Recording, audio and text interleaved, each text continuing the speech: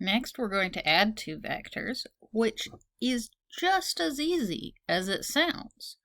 We are, in fact, going to add 2 to 0, 1 to 2, and 0 to 3 to get the sum of those two vectors. So I'll go ahead and write down the answer right away, and then I'll go show you the cool picture.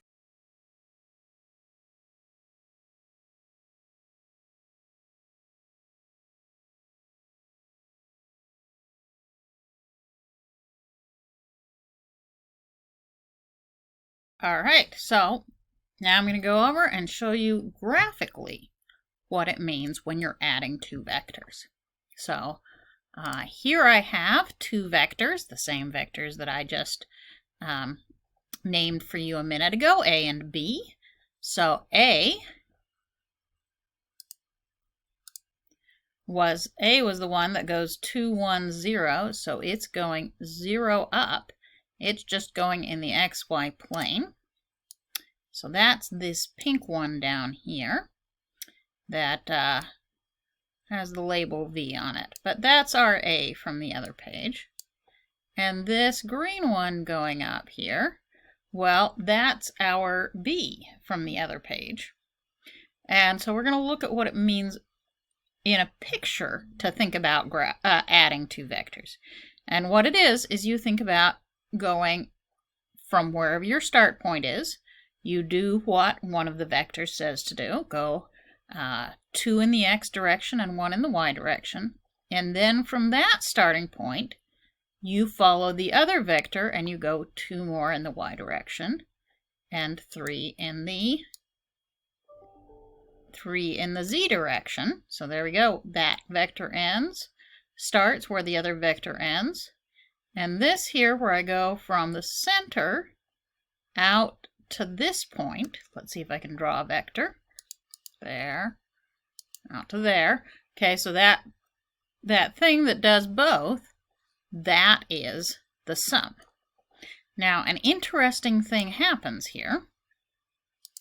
So the other way to do this same sum, because this is going to be a commutative thing. Adding is commutative, and it's commutative for vectors as well. You can go one vector and then the second, or you could go the second vector and then the first. Okay, so I need to get this vector lined back up with 0, 0. It is, all right.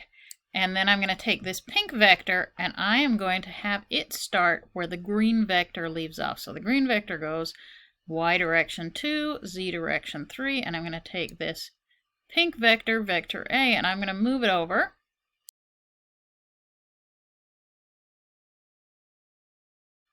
There we go. Now it matches that point. And so you can see it's going to go, I'm going to go do B and then A, and the sum is going to end up at the same place. I'm going to have that same vector for the sum. Well, that took way longer than I wanted it to, but I did it. I'm not very good at drawing in 3D yet. So what we've got, and this is the general picture for when you're adding two vectors, is you can always do it in either order. That's the commutative law. And the picture for the commutative law is this kind of rectangle or parallelogram that says, okay, I can go by A and then B, or I can go by B and then A, and I get the same summation vector at the end. So that's kind of the picture of adding vectors.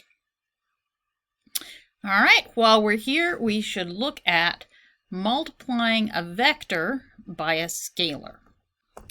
A scalar is a number. A real number. So I can pick a scalar, and I'm going to call my scalar m. And I'm going to pick my scalar to be 2. But, you know, it could be almost anything. You can take and you can multiply a vector by a scalar. So I can take n times a, scalar n times vector A. This vector notation-y thing. Give it its cute little arrow on top to make it a vector, n times A. Might even want to make it bold. So, vectors are usually bold. Alright, so there's my vector times a scalar. So I'm doing 2 times the vector, which was 2, 1, 0. And that does the thing you'd think it ought to do. I multiply the n part, the 2 that's the scalar, by each and every one of these components, the x component, y component, z component. Yep, I think component is the word I want. I was thinking maybe I want coordinates, but no, I think I want component for vectors. Not that I'm going to be picky. But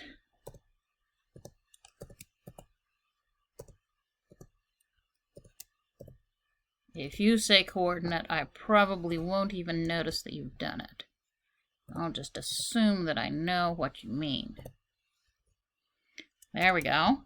So multiplying by a scalar is just what you think it's going to be. So let's look at what it looks like when I multiply that vector by a scalar.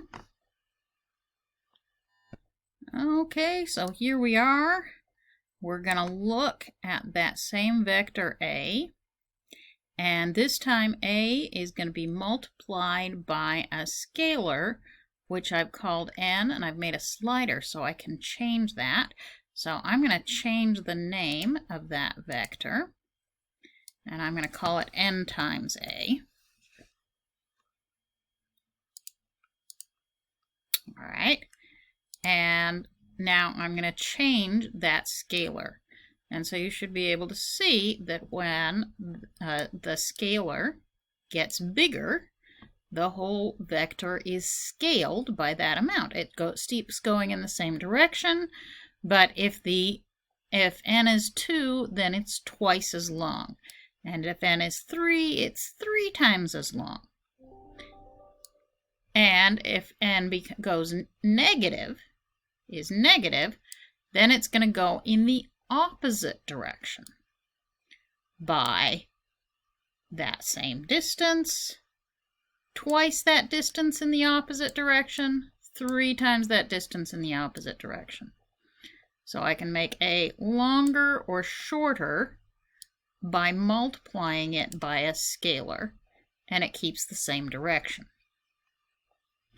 All right, so now we're going to add A and B together again, just like we did a minute ago. So I got to get my vector B back. Where is it? It's confusing because, yeah, never mind. Ignore my names. That's my vector B. And in order to add them, oops. Okay. We're going to add them this way so that I don't have to do as much work fiddling with the program. I'm going to put B there, and we're going to start off with it at the origin. So I'm starting off with B at the origin. I have to move A up so that it starts where B ends. Move it over to the right spot. Okay, so now everywhere I turn it, it's in those match. Good. And now we're going to look at the sum of A plus B. So the sum goes from the origin out to the tip.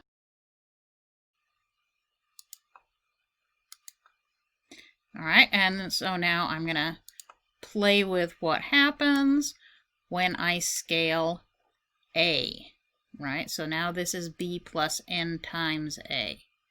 And you notice that changes depending on how far you go in that A direction. So I can do this, and numerically it is just absolutely the most natural thing in the world. I can multiply by scalars and I can add vectors, and I'm just multiplying the numbers that you would most expect.